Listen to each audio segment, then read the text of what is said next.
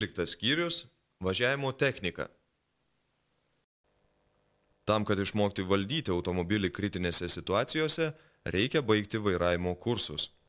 Kad automobilis galėtų pajudėti iš vietos ir jį būtų galima vairuoti bei stabdyti, padangos turi sukibti su keliu, tai yra su mažais kelio nelygumais.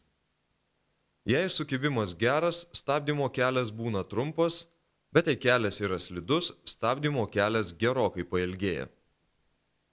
Kelias gali būti slidus dėl vandens, purvo, sniego ar ledo.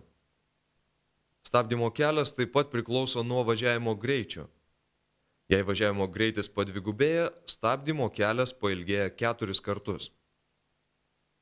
Dabar apžvelgsime, kokius manevrus reikia išmokti važiavimo technikos kursuose.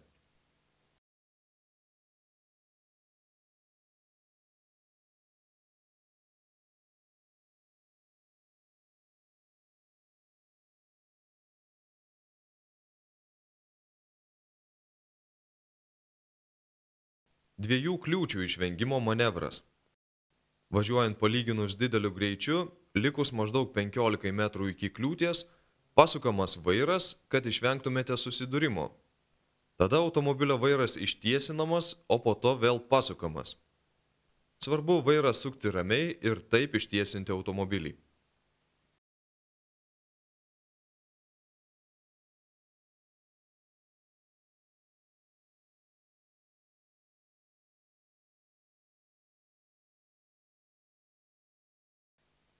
Stabdymas sausame kelyje. Šiuo manevru bandoma sausame kelyje kaip galima greičiau sustabdyti automobilį. Reikia ne per stipriai nuspausti stabdžių pedalą, kad neužsiblokuotų ratai, nes tada stabdymo charakteristikos žymiai pablogėja.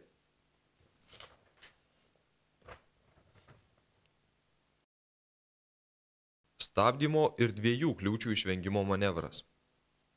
Šiuo manevru automobilis iš pradžių stabdomas, tada stabdžių pedalas atleidžiamas ir pasukamas vairas. Automobilis ištiesinamas ir tada visiškai sustabdomas. Bandant tuo pačiu metu stabdyti ir sukti vairą, prarandama galimybė valdyti automobilį, nes užblokavus ratus automobilis slys tiesiai.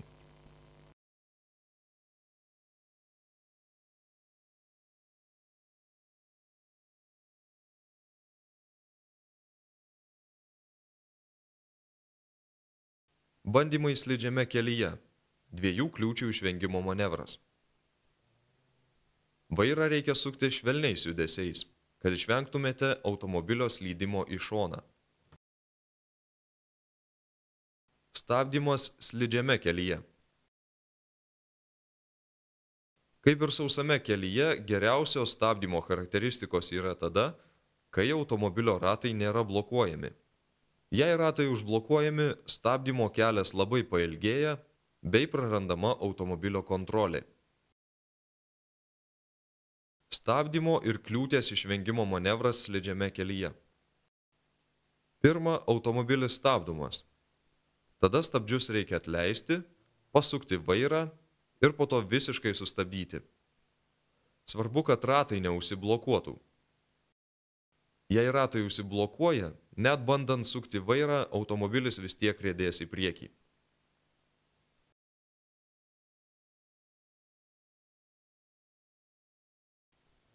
Stabdymas esant nevienodai trinčiai.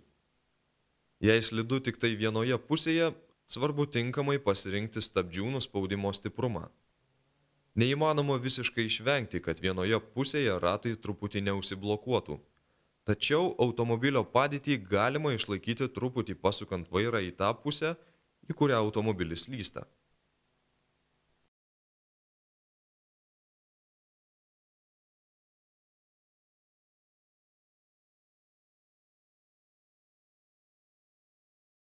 Galinių ratų užmetimas. Posūkyje gali slysti automobilio galinė ašis. Automobilis ištiesinamas pasukant vairą į tą pusę, į kurią automobilis slysta. Nespėjus laiku sureaguoti, prarandama automobilio kontrolė ir automobilis gali apsisukti, o tai kelyje gali būti labai pavojinga.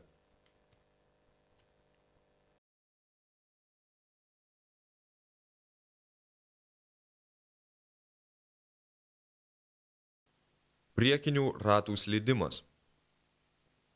Jei slysta priekiniai ratai, reikia važiuoti ramiai ir nedaryti staigių judesių.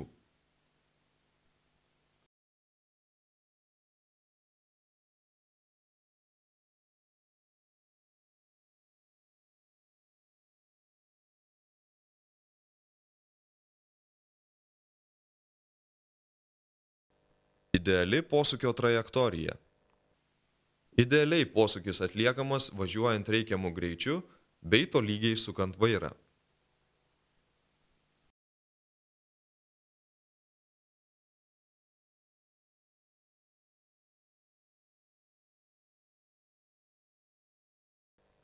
Vairavimo kursai nėra skirti tam, kad galėtumėte važiuoti pavojingose situacijose greičiau, tačiau tam, kad sužinotumėte, kaip važiavimas automobiliu skiriasi pasikeitus greičiui, bei tam, kad išmoktumėte tinkamai elgtis kritinėse situacijose.